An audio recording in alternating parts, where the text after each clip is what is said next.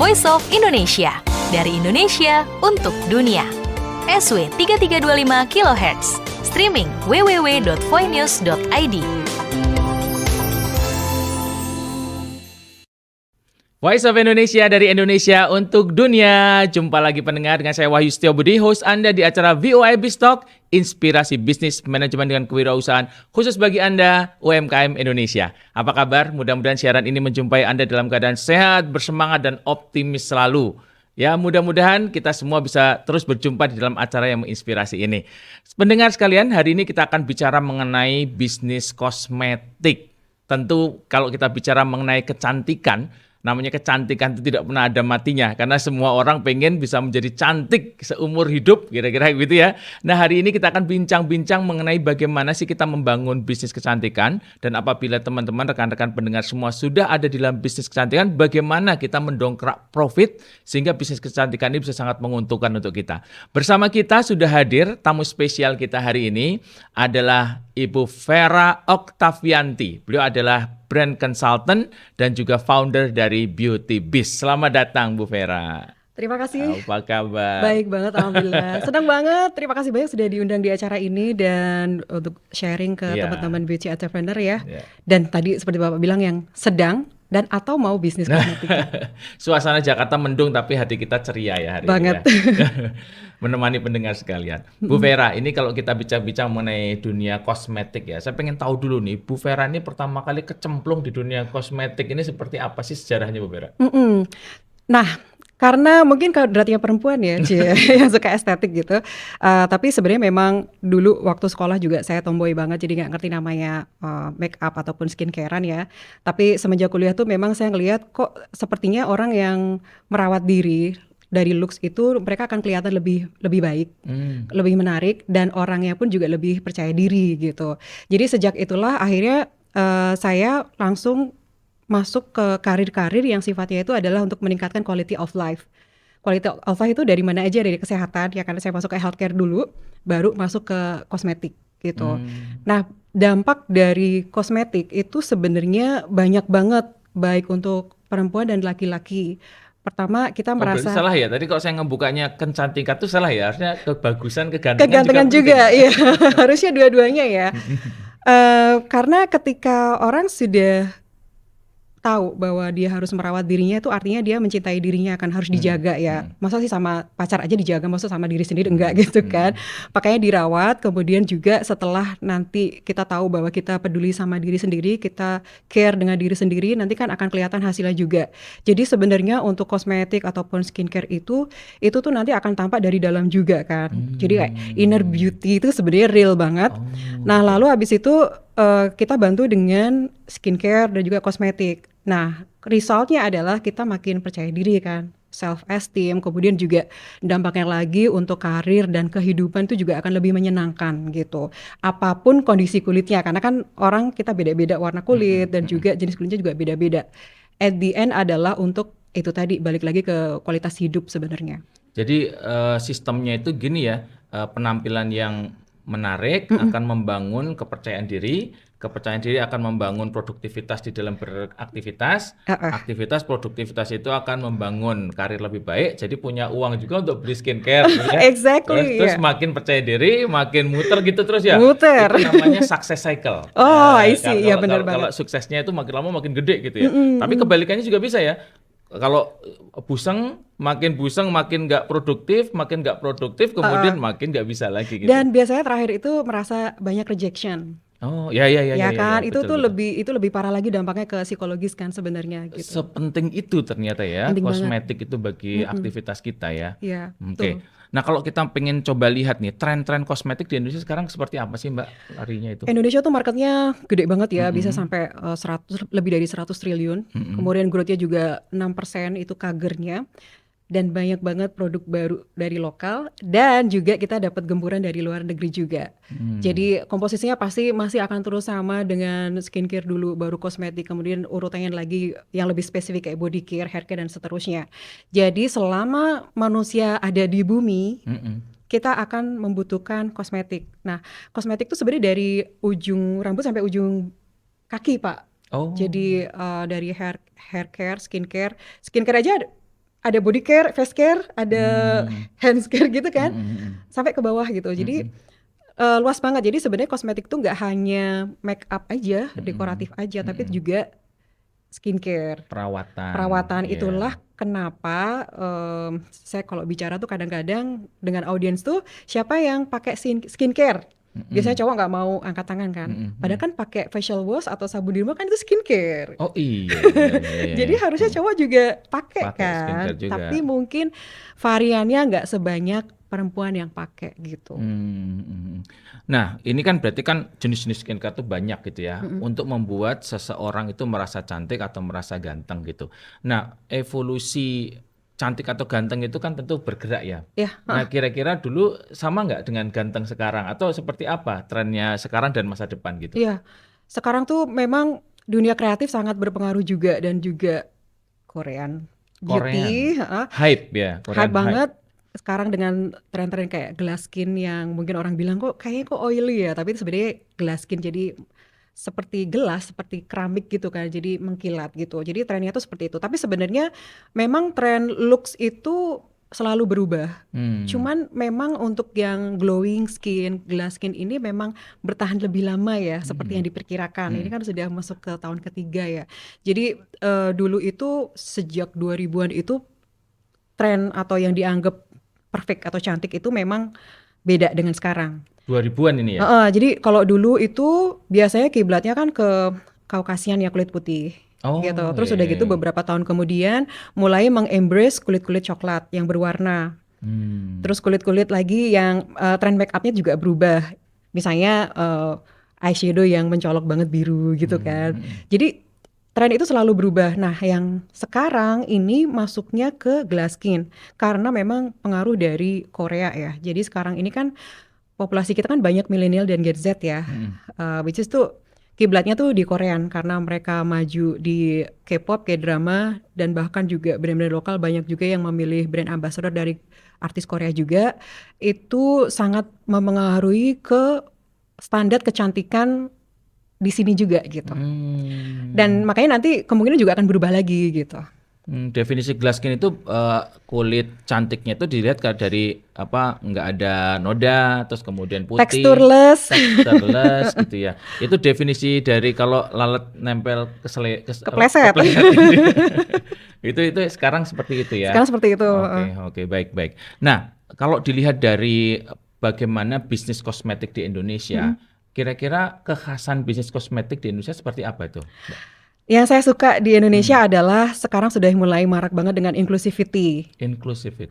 Jadi kalau kita lihat banyak banget brand itu yang menampakkan wajah senatural mungkin dari talent-talentnya. Itu yang saya akhirnya tuh sebagai konsultan tuh kayak relief gitu Pak. Akhirnya emang aslinya begitu gitu. Gak selalu yang perfect poreless, textureless dan bener-bener licin banget tuh sebenarnya kan memang itu standar saat ini secara branding dan marketing ya. Tapi yang saya suka adalah inklusivitas itu dan juga mulai embrace kondisi kulitnya masing-masing.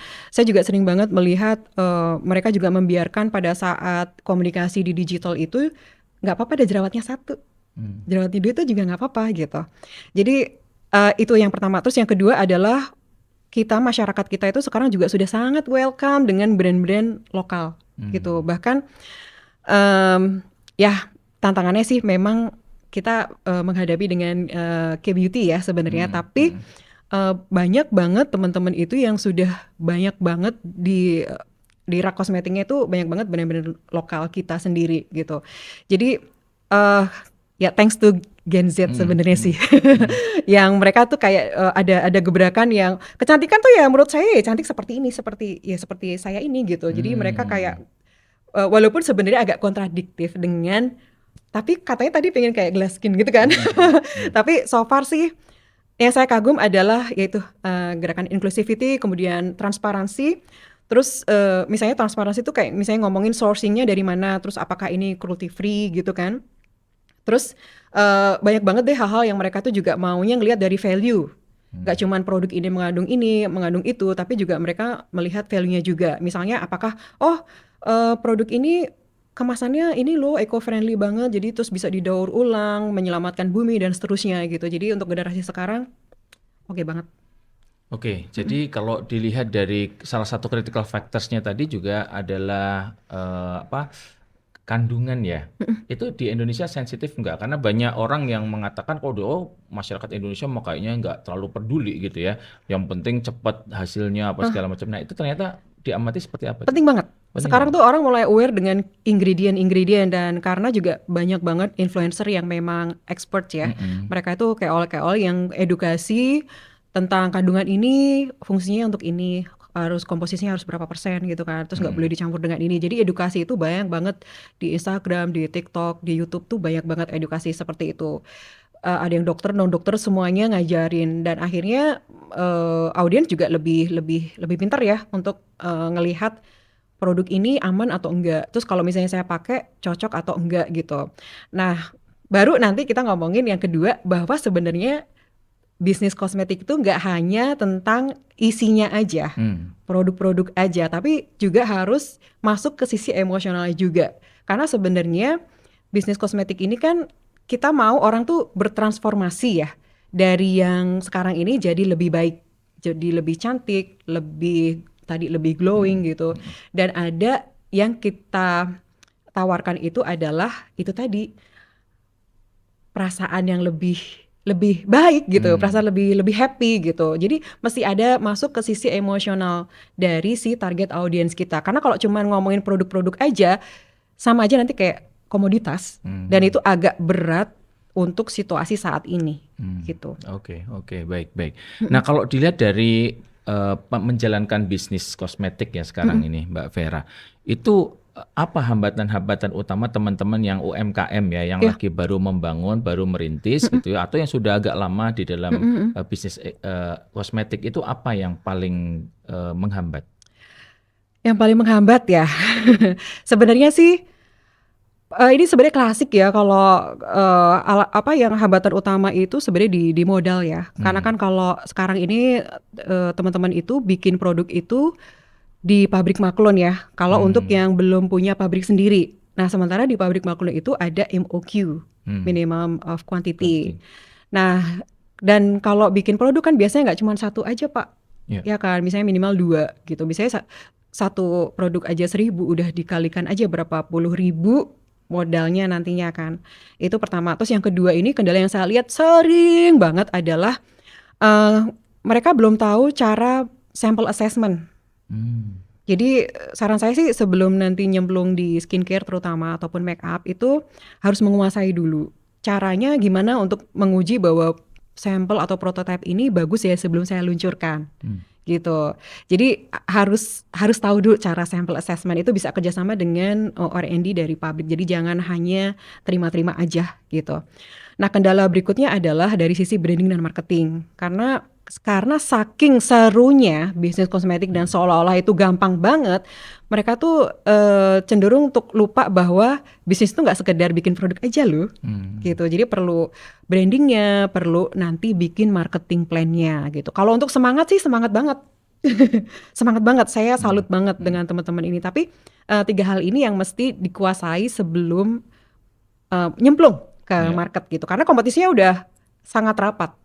Gitu. Jadi pertama tadi adalah produksi, aspek produksi yang menggunakan pihak ketiga gitu ya. Terus yang kemudian adalah assessment, yang ketiga branding tadi ya. Oke. Menarik. Nah, terus kalau dilihat ini kan sekarang ini kan kosmetik itu yang di pasar itu kan banyak yang sudah dikuasai oleh perusahaan-perusahaan raksasa gitu ya. Yang dari luar juga ada gempurannya. Jadi istilahnya itu persaingannya itu sudah cutthroat competition lah, kompetisi yang memang benar-benar berdarah-darah gitu ya. Nah, itu teman-teman UMKM apa masih punya potensi di market yang sedemikian rame itu, Mbak? Masih banget. Kuncinya adalah research ya. Nah, makanya kalau produk itu sebenarnya lumayan lebih mudah kan kalau membuat produk dengan kandungan ABC, kemudian tinggal pilih pabrik maklun yang bagus, itu sebenarnya udah solve lah gitu. Tinggal kalau produk kan cari tahu masalahnya apa buat si target konsumen itu, terus jenis kulitnya apa, lalu dikasih lagi USP-nya apa sih, kelebihannya apa dibanding dengan produk yang lain. Itu solve kalau produk. Tapi kalau nanti misalnya masalah untuk masuk ke mana ya, apakah masih ada peluang, itu teman-teman butuh research Risetnya itu adalah setelah tadi tahu mau bikin produk apa, risetnya tuh di sisi konsumennya.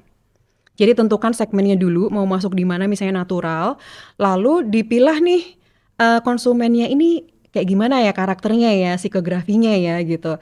Lalu lihat lagi kalau natural itu menurut mereka tuh brand yang bagus yang mereka pakai itu brand apa aja ya, brand A, brand B, brand C gitu kan. Baru kita tentukan, oke, kalau gitu aku mau bikin brand yang beda dengan A, B, C. Itu mereka akan melihat berbeda relatif dibandingkan dengan ABC. Jadi kita tuh perlu masuk ke ini ya, pikirannya mereka. Alam pikiran konsumen. Yes. Gitu ya. Nah, kalau selama ini banyak banget yang mungkin menurut saya ya, yang kurang tepat adalah yang dirinya tuh produk aja. Kalau produk aja tuh nanti capek.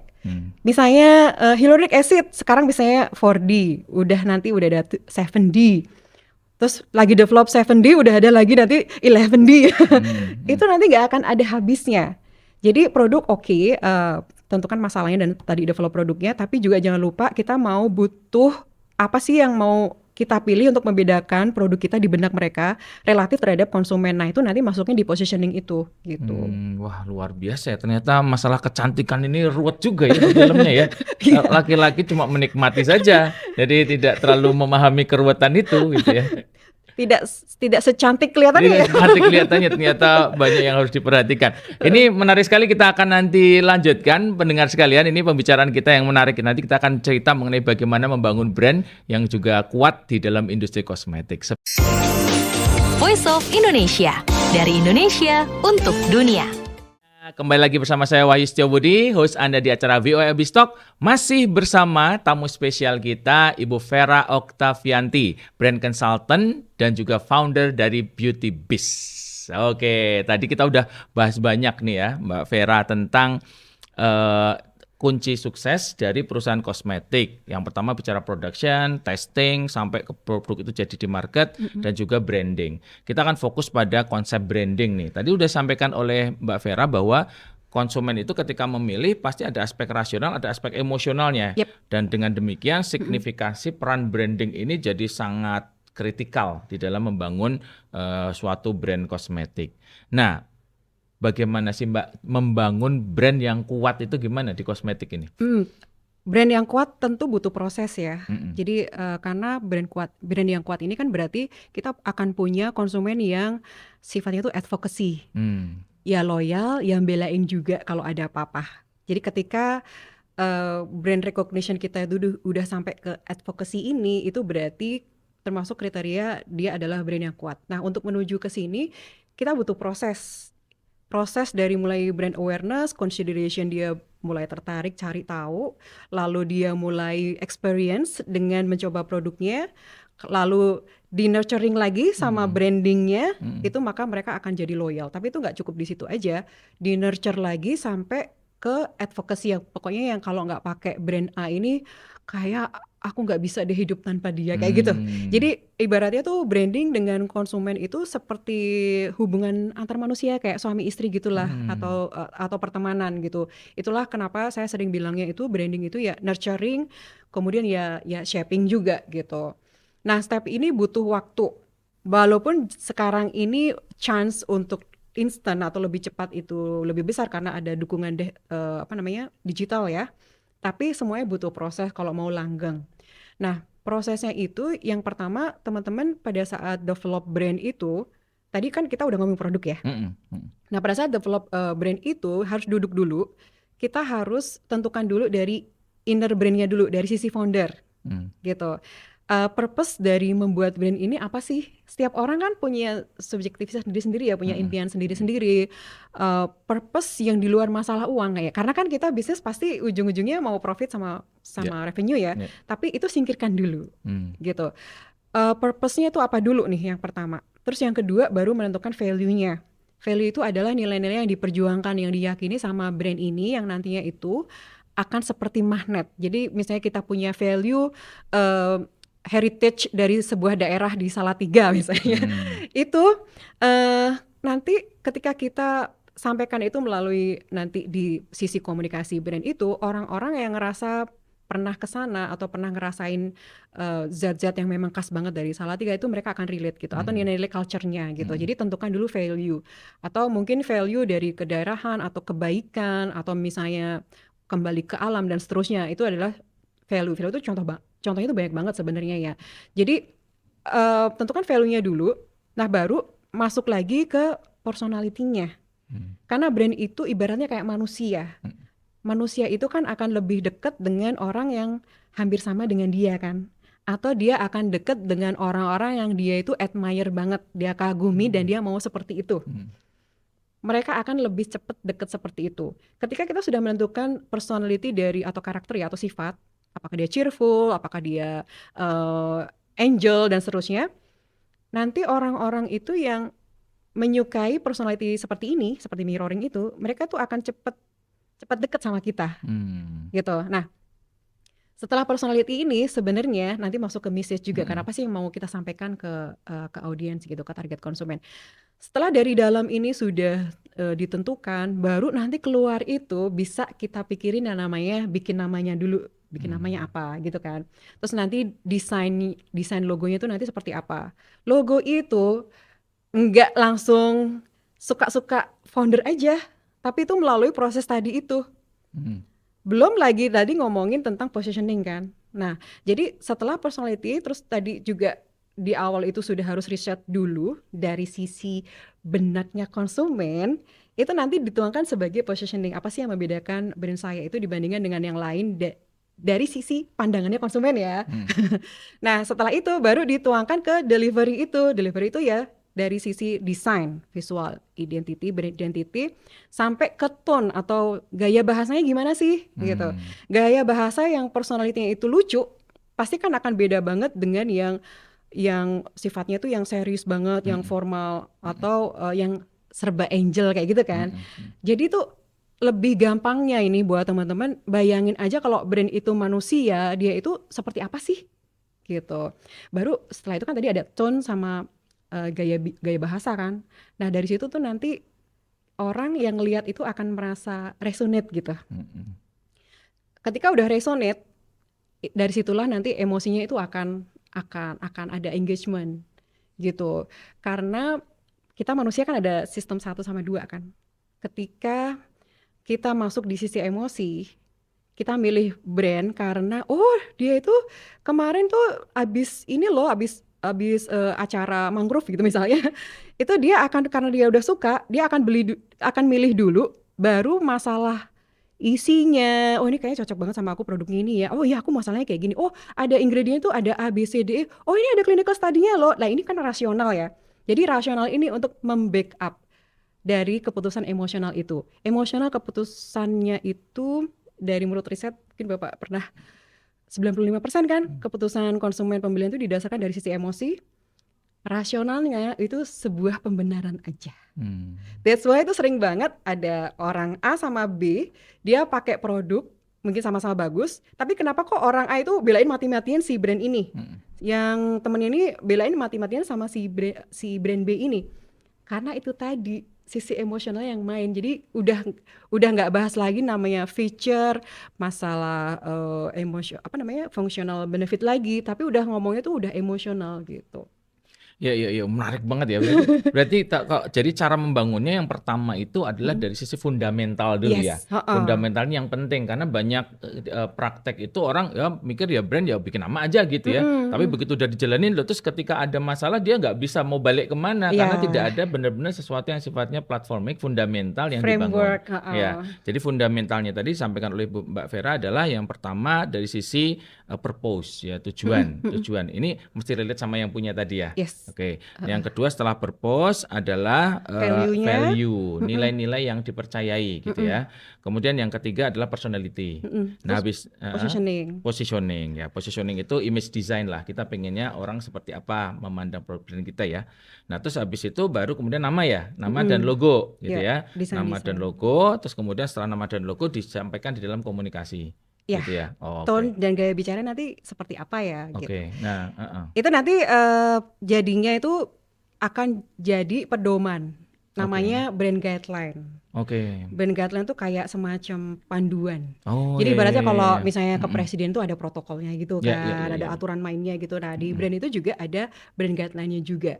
Jadi brand itu nanti ngomongnya harus begini, gitu. Warnanya harus begini, Mm-mm, mm-mm, mm-mm. gayanya harus begini. Itu nanti akan mudah banget teman-teman tuh menentukan, oh nanti saya mau masuk ke komunitas apa ya, Ya, ya, ya, gitu. ya. Terus oh saya harus milih brand ambasadornya siapa ya, gitu. Kan harus relate semua kan, gitu. Sama ini ya Mbak ya, kadang-kadang itu nanti ganti orang, ganti ya gitu ya. Kalau nggak Ya, ada guideline-nya kan gitu ya, tiba-tiba oh manajernya eh ganti lah, ini gimana nih? Tiba-tiba ganti orang sesuai iman dan kepercayaan masing-masing kan gitu kan.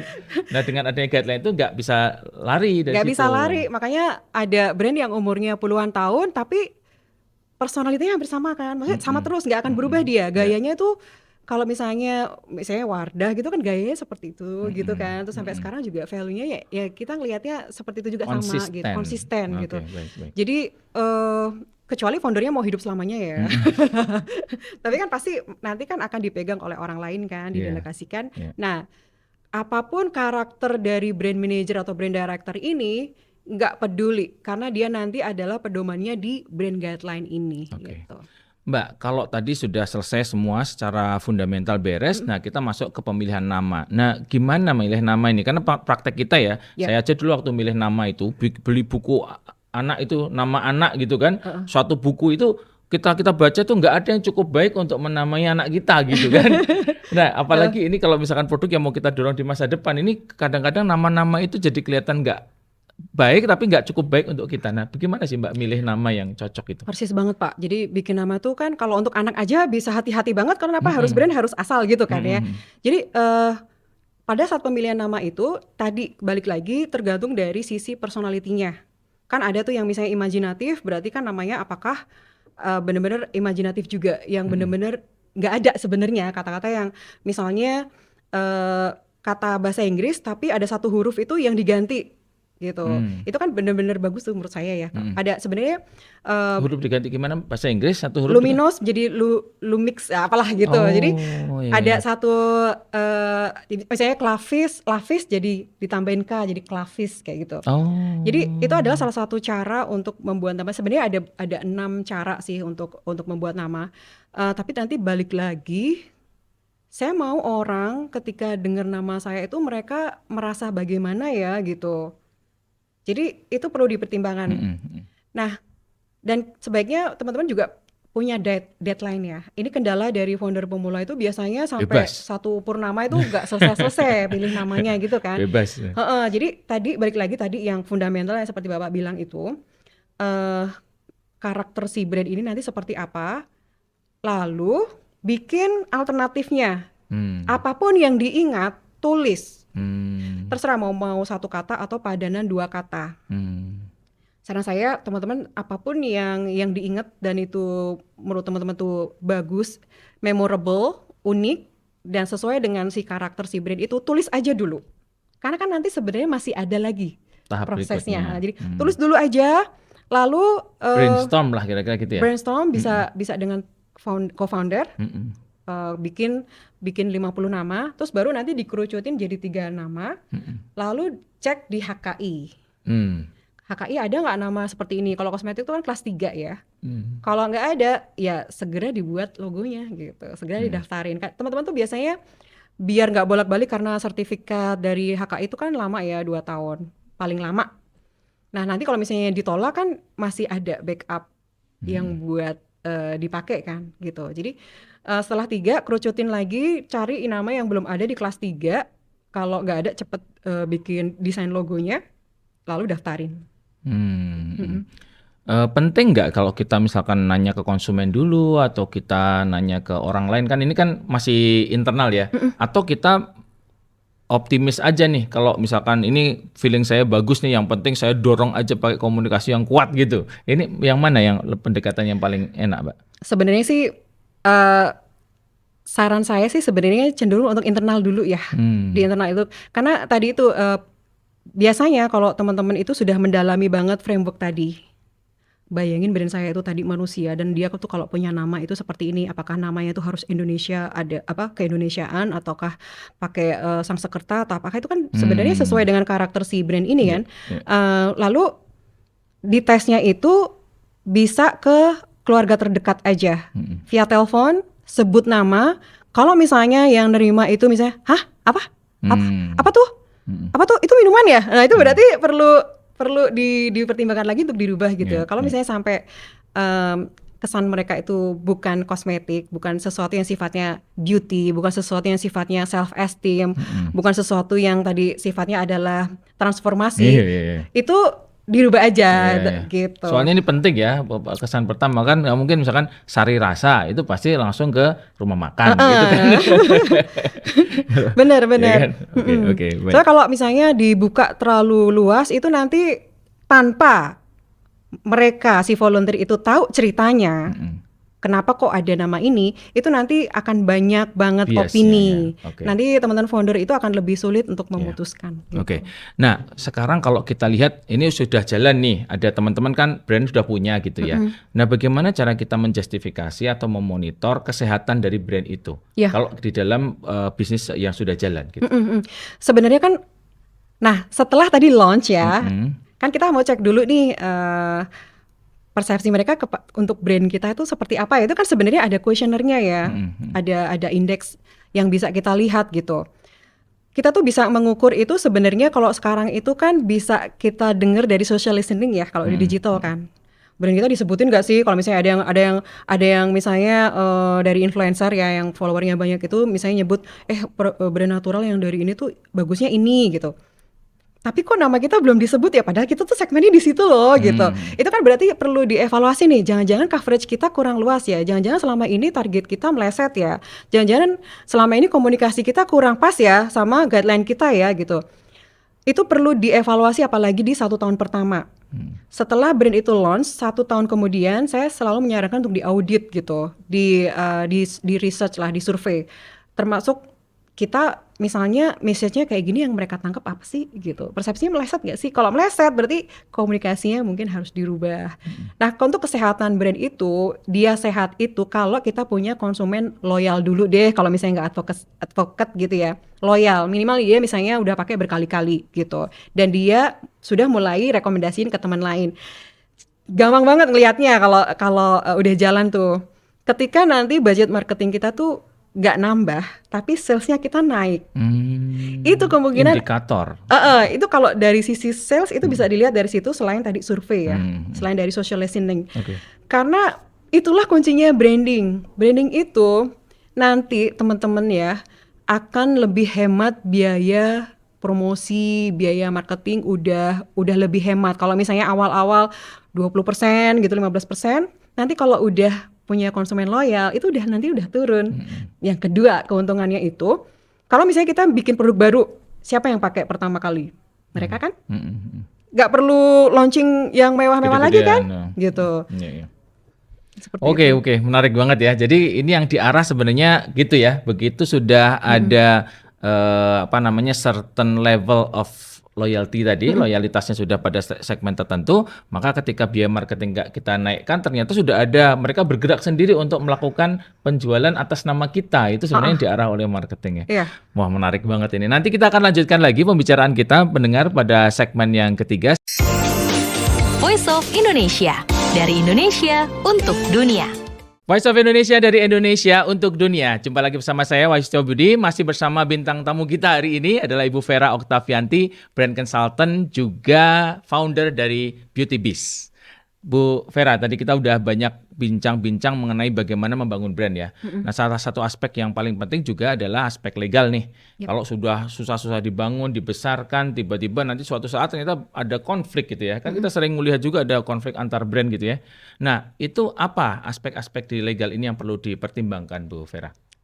Ya itu tadi, jadi kalau nanti teman-teman sudah menemukan nama yang sesuai, itu dicek dulu di HKI, dicek merek ini kelas 3 kalau kosmetik ya. Kalau misalnya nggak ada dicek ya, itu ada beberapa halaman sebenarnya. Memang teman-teman bisa lakukan sendiri atau pakai konsultan merek juga ada ya. Kalau emang itu nggak ada, langsung didaftarin Bisa teman-teman bisa daftarin 1 atau 2 merek sekaligus kan. Nah, tapi sebenarnya yang akan dipakai kan satu dulu kan. Nah, nanti ketika produk itu sudah terdaftar, harusnya kalau misalnya Bapak mau bikin nama yang sama, itu harusnya sih nggak bisa ya, karena kan lihat situ kan udah lagi dalam proses kan. Nah, harusnya kayak gitu. Tapi sebenarnya merek kita tuh statusnya dilindungi tuh kan kalau memang sudah ada keluar sertifikat mereknya ya. Maksimal tuh 2 tahun, tapi ada juga sih teman-teman yang cepet ya, misalnya kurang dari setahun tuh udah keluar sertifikatnya. Perlindungannya tuh ini gitu. Jadi orang lain kalau misalnya mau pakai nama yang sama, itu kita bisa minta mereka untuk jangan pakai. Ini kan udah merek milik kita gitu, udah dilindungin gitu. Jadi ya teman-teman kalau misalnya mau bikin kosmetik, aspek ini harus dilakukan. Terus yang kedua, di BPOM pun juga harus menyerahkan surat tanda daftar sebenarnya. Dari pabrik maklum kan pada saat udah prototipe udah selesai, mereka akan harus daftarkan ke BPOM. Nah di BPOM itu salah satu berkasnya itu adalah surat tanda daftar merek itu, gitu. Jadi framework ini teman-teman ikutin aja. Itu sebenarnya nanti di pabrik maklum itu juga sudah akan update juga sih biasanya gitu.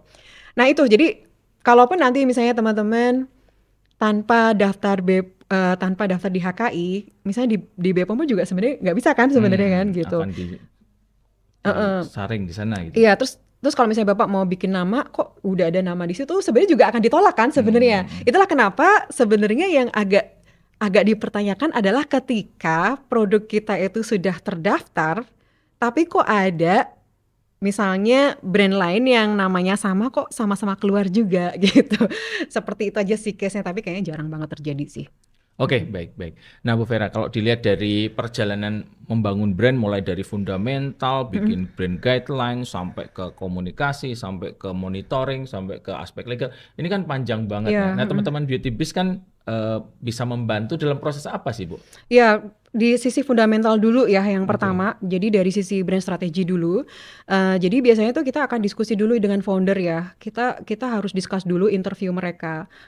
Seperti yang tadi sebagai framework, baru nanti kita akan bantu juga untuk desainnya, visualisasinya, komunikasinya gitu.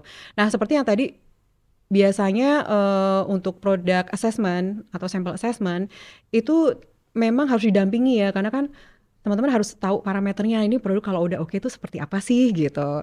Nah sampai Soalnya ke technical banget ya itu ya, Bu ya. technical banget, sampai ke nanti kita juga akan ngobrol bareng tentang marketing plan. Karena marketing plan ini nanti kan membuat konsumen tuh gimana cara menemukan produk kita dan bagaimana kita tadi dapat sales kan gitu. Jadi seperti itu, untuk develop sendiri tuh sebenarnya butuh waktu sekitar 6 bulan ya, baru teman-teman bisa launch gitu. Oke.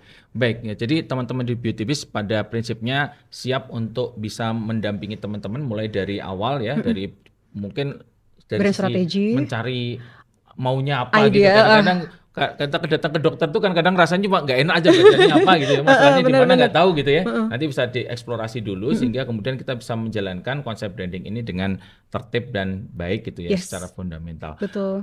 Terakhir closing remarks, Bu Vera.